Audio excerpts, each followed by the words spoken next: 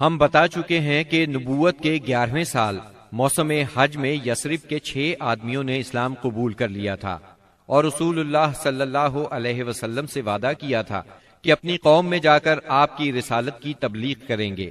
اس کا نتیجہ یہ ہوا کہ اگلے سال جب موسم حج آیا یعنی ذی الحج 12 نبوی بمطابق جولائی 621 عیسوی تو 12 آدمی حاضر ہوئے۔ ان میں 10 خزرج سے اور 2 اوس سے تھے۔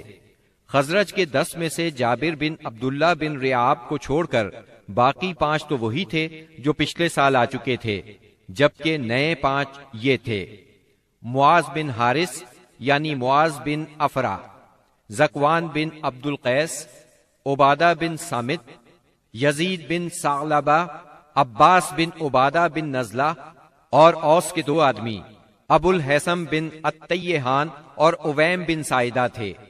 یہ لوگ مینا کی گھاٹی میں رسول اللہ صلی اللہ علیہ وسلم کے ساتھ جمع ہوئے۔ عقبہ کی اس بیعت کی تفصیل صحیح بخاری میں سیدنا عبادہ بن سامت رضی اللہ عنہ سے مروی ہے۔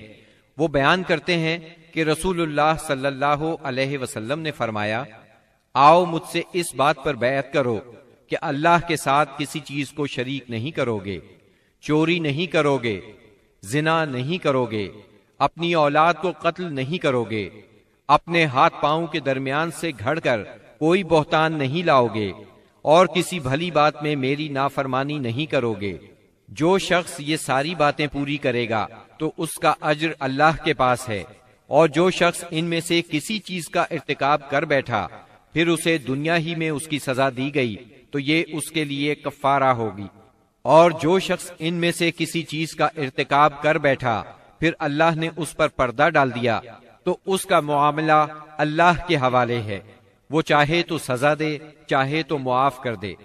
سیدنا عبادہ فرماتے ہیں کہ ہم نے اس پر آپ سے بیعت کی۔ بیعت پوری ہو گئی اور حج ختم ہو گیا تو نبی کریم صلی اللہ علیہ وسلم نے ان کے ساتھ مصعب بن عمیر رضی اللہ عنہ کو روانہ فرمایا تاکہ وہ لوگوں کو قرآن پڑھائیں اور دین سکھائیں۔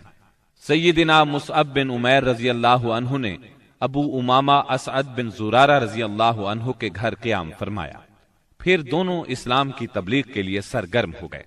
اس کے بعد اگلے سال موسم حج سے پہلے مصعب بن عمیر رضی اللہ عنہ بہت سی کامیابیوں کی بشارتیں لیے مکہ معظمہ واپس آ گئے۔ موسم حج 13 نبوت میں یثرب کے 70 سے زیادہ مسلمان حج کی ادائیگی کے لیے مکہ تشریف لائے۔ یہ اپنی قوم کے مشرک حاجیوں میں شامل ہو کر آئے تھے۔ مسلمانوں نے طے کیا کہ رسول اللہ صلی اللہ علیہ وسلم کو مدینہ منورہ آنے کی دعوت دیں گے۔ چنانچہ یہ لوگ ایام تشریق کے درمیانے روز یعنی 12 ذی الحجہ کو رات کے وقت جمرہ عقبہ کے پاس گھاٹی میں جمع ہوئے۔ یہ کل 75 آدمی تھے، 62 خزرج کے اور 11 اوس کے۔ ان کے ساتھ 2 عورتیں بھی تھیں، اور یہ اجتماع بالکل خفیہ طریقے سے ہوا۔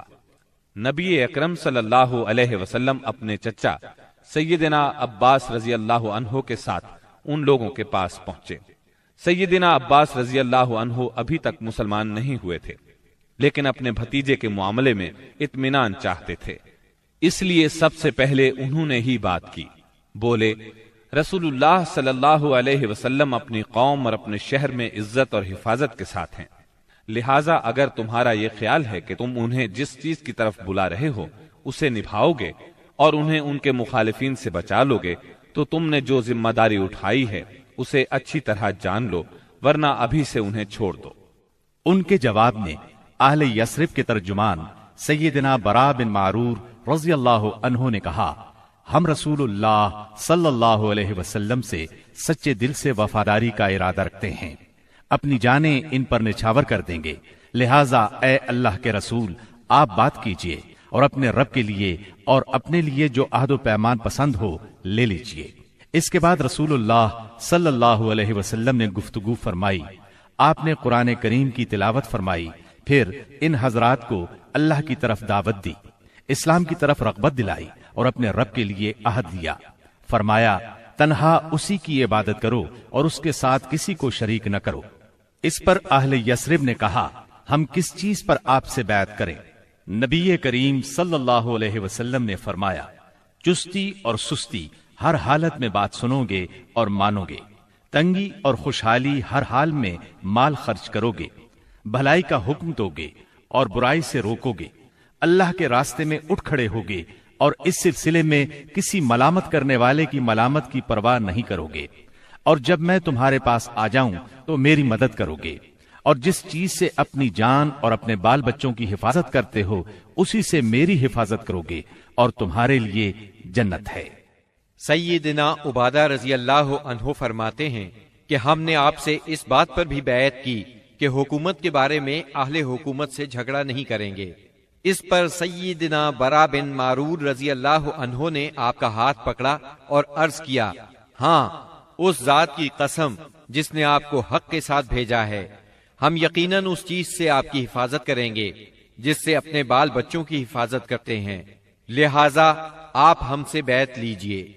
اتنے میں سیدنا ابو الحسن بن تیہان رضی اللہ عنہ نے بات کاٹتے ہوئے کہا، اے اللہ کے رسول، ہمارے اور کچھ لوگوں کے درمیان عہد و پیمان کی رسیاں ہیں، اور اب ہم ان رسیوں کو کاٹنے والے ہیں، تو کہیں ایسا نہ ہو کہ ہم تو یہ رسیاں کاٹ ڈالیں، ادھر اللہ آپ کو غلبہ عطا کر دے تو آپ ہمیں چھوڑ کر اپنی قوم میں آ جائیں۔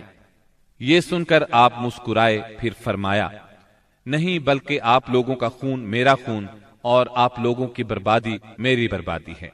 میں آپ لوگوں سے ہوں اور آپ لوگ مجھ سے ہیں۔ جس سے آپ جنگ کریں گے میں بھی اس سے جنگ کروں گا، جس سے آپ صلح کریں گے میں بھی اس سے صلح کروں گا۔ ابھی آپ نے یہ الفاظ فرمائے ہی تھے کہ ٹھیک اسی وقت سیدنا عباس بن عبادہ بن نزلہ رضی اللہ عنہ آگے بڑھے اور بولے، آپ لوگ جانتے ہیں کہ ان سے کس بات پر بیعت کر رہے ہیں؟ ان سے سرخ و سیاہ یعنی سارے انسانوں سے جنگ پر بیعت کر رہے ہیں۔ میرا مطلب ہے اس بیعت کے بعد ہم سب لوگوں سے جنگ مول لے لیں گے۔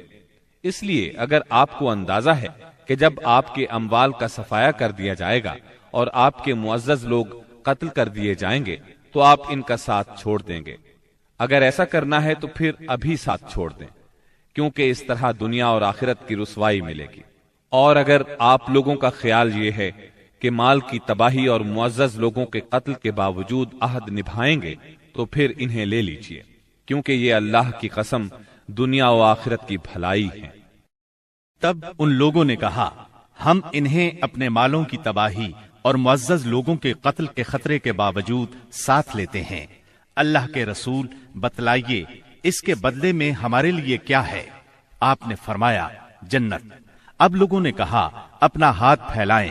آپ نے ہاتھ پھیلا دیا، سب لوگ بیعت کے لیے لپکے، مگر عین اس لمحے آپ کا ہاتھ اسد بن زرارہ رضی اللہ عنہ نے پکڑ لیا اور کہا، اہل یثرب ذرا ٹھہرو، ہم آپ کی خدمت میں لمبا سفر کر کے اس یقین کے ساتھ حاضر ہوئے ہیں کہ آپ اللہ کے رسول ہیں۔ آج آپ کو یہاں سے لے جانے کا مطلب ہے سارا عرب ہمارا دشمن ہو جائے گا، ہمیں اپنے سرداروں کا قتل اور تلواروں کے وار برداشت کرنا ہوں گے۔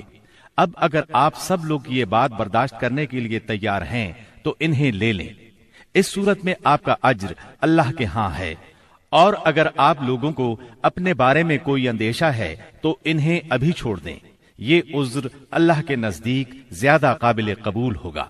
یہ سن کر لوگوں نے کہا، اسد اپنا ہاتھ ہٹائیے، اللہ کی قسم نہ ہم اس بیعت کو چھوڑ سکتے ہیں نہ توڑ سکتے ہیں۔ اس کے بعد ایک ایک آدمی نے اٹھ کر بیعت کی۔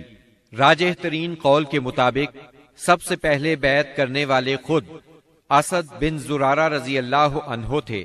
ایک قول یہ بھی ہے کہ سب سے پہلے بیعت ابو الحسن بن تیہان نے کی۔ ایک تیسرا قول یہ ہے کہ سیدنا برا بن معرور نے سب سے پہلے بیعت کی۔ دونوں عورتوں کی بیعت صرف زبان سے ہوئی، ان سے آپ نے مصافحہ نہیں فرمایا، بلکہ فرمایا بس ان کی بیعت ہو گئی، میں عورتوں سے مصافحہ نہیں کرتا۔ بیعت مکمل ہو چکی تو رسول اللہ صلی اللہ علیہ وسلم نے فرمایا، اپنے میں سے 12 نقیب پیش کریں جو اپنی قوم کے نگران ہوں گے، ان کے معاملات کے ذمہ دار ہوں گے۔ اس پر 9 آدمی خزرج سے اور 3 آدمی اوس سے منتخب کیے گئے۔